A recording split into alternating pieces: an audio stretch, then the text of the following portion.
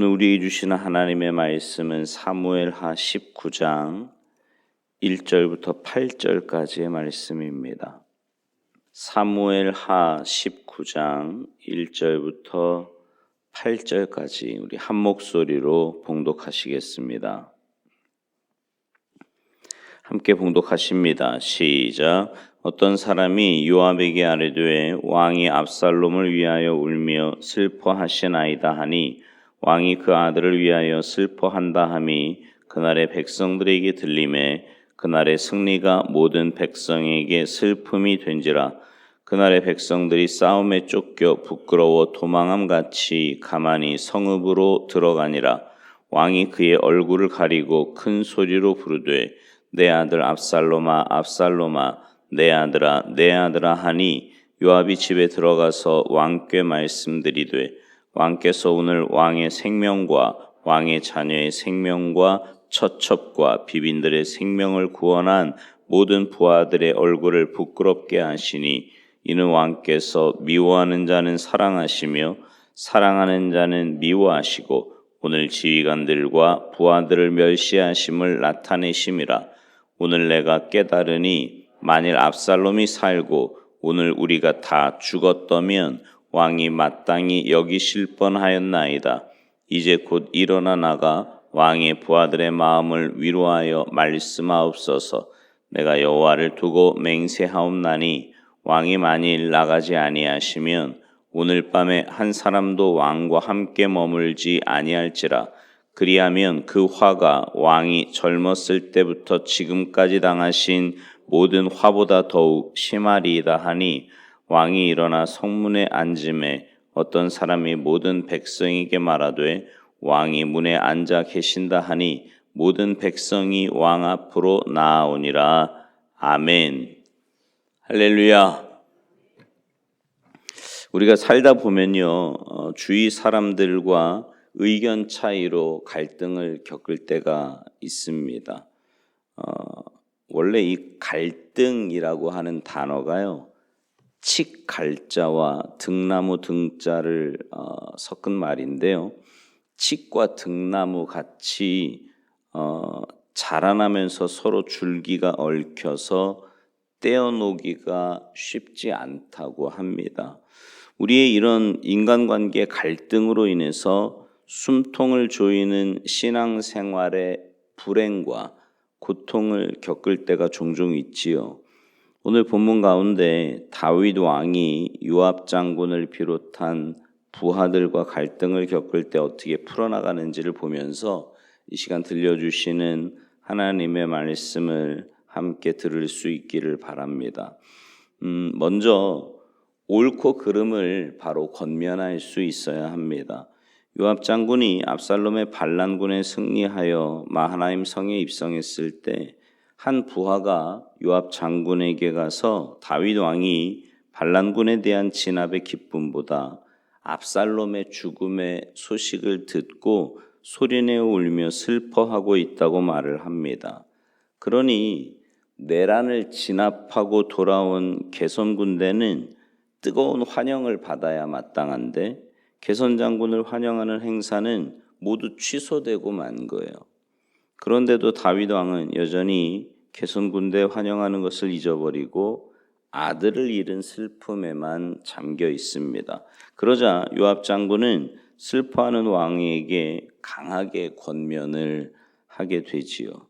만일 그날 다윗 왕의 군대가 패배했다면 다윗 왕을 비롯한 그의 모든 자녀들과 부인들 또 첩들까지 모두 다 말살당했을 거라는 거죠.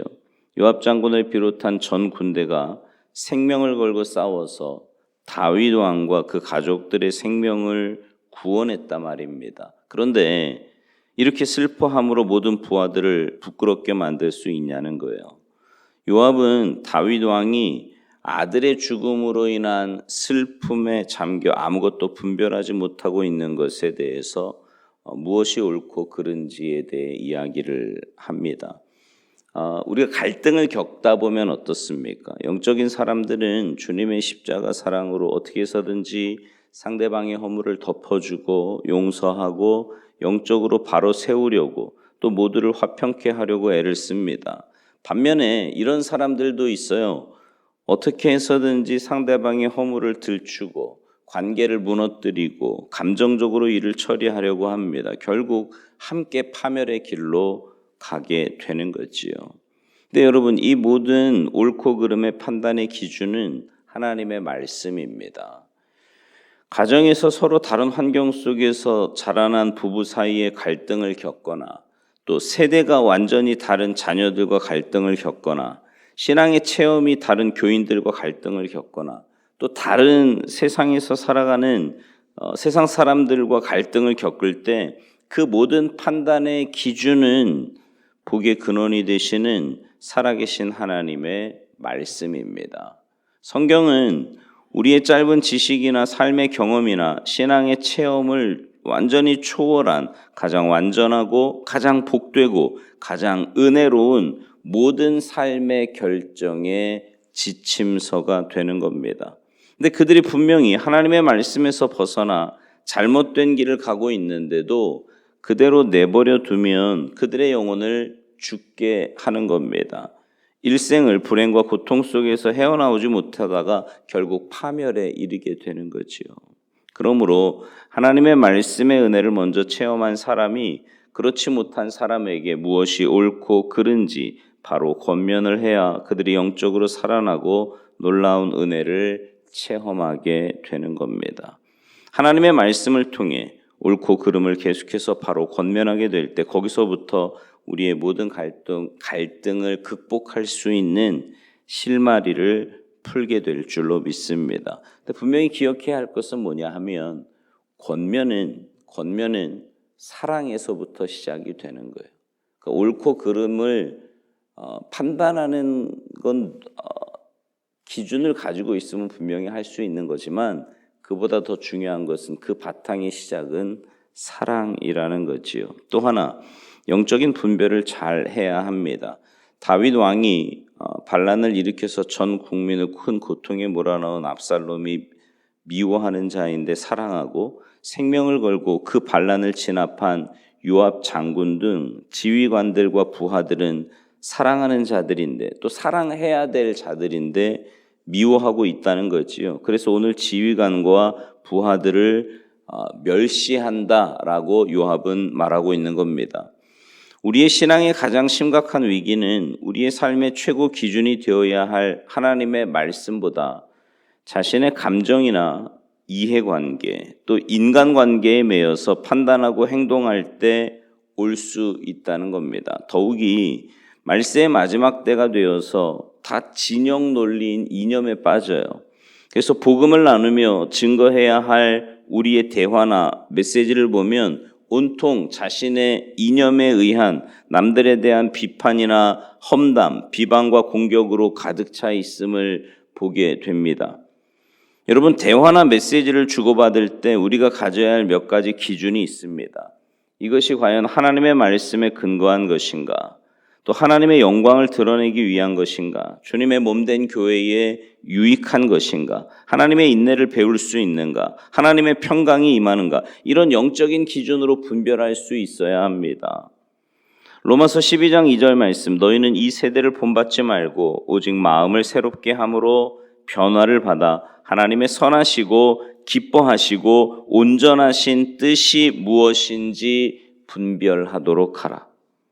여러분, 눈앞에 보이는 상황이나 사건, 사람들의 말을 올바로 분별하며 사시기 바랍니다. 영적인 분별을 잘 하면서 사시라고요. 그래서 하나님의 뜻을 확실하게 분별하며 행하셔서 어떤 시험도 능히 이겨내고 복되고 형통한 삶을 살아가시기 바랍니다. 마지막으로요, 믿음의 결단을 해야 합니다. 요압은 다윗 왕이 나가서 왕의 부하들의 마음을 위로하여 말씀해 달라고 요청을 합니다. 그렇지 않으면 지금까지 당한 어떤 화보다 더 심한 화를 당하게 될 거라고 협박 아닌 협박도 합니다. 다윗 왕으로 하여금 아들을 잃은 개인적인 슬픔에서 왕된 공적인 사명의 자리로 돌아서라고 결단을 촉구하는 거지요. 한편으로 보면요, 다윗 왕으로서는 굉장히 자존심 상하고 분노가 생길 만한 그런 상황이에요. 그가 혈기를 부리면서 그렇게 지적한 요압 장군을 자신의 권력으로 얼마든지 처리할 수도 있지요. 감히 왕에게 이러면서 말이죠. 그러나 다윗은 겸손히 믿음으로 결단하고 일어나게 됩니다. 어쩌면 이것이 다윗의 깊은 영성의 결과 아닌가 생각이 됩니다. 그래서 재판이나 공무를 집행하던 그 성문으로 나아가 앉게 됩니다. 그러자 모든 백성들이 다윗 왕 앞으로 몰려들게 되지요. 다윗 왕의 믿음의 결단이 그동안 갈등을 겪었던 모든 관계를 회복시키기 시작하는 거예요. 여러분, 우리가 아무리 옳고 그름을 잘 권면하고 영적인 분별을 잘 해도 믿음의 결단을 하지 못하면 그동안의 모든 수고의 노력이 다 무너지고 어떤 변화의 열매도 맺을 수 없습니다. 근데 우리는 우리의 자존심으로 시작하고 이해관계나 인간관계로 행동을 해요. 굉장히 잘못하는 거지요. 여러분, 우리가 믿음의 결단을 하며 살아야 합니다. 자신의 삶의 결정이나 행동이나 신앙을 바꾼다는 것 결코 쉬운 일이 아니지요. 그래서 우리는 날마다 순간마다 주님의 십자가 앞에서 자신의 교만과 자존심과 감정과 혈기와 욕심과 욕망에 대해서 철저하게 죽어져야 합니다. 특별히 갈등의 상황에서 하나님의 말씀의 기준을 가지고 올바로 분별하며 감정이나 상황이 아니라 하나님의 뜻에 맞는 선택을 하며 살아가야 합니다. 그러니까 눈앞에 보이는 환경에 자꾸 매몰되지 말고, 그러니까 우리가 이렇게 매일 새벽마다 주님 앞에 나와서 말씀을 듣고 기도하지 않습니까? 그건 뭐냐 하면 내 감정이나 내가 가지고 있는 기준들을 주님의 십자가 앞에서 내려놓는 거예요.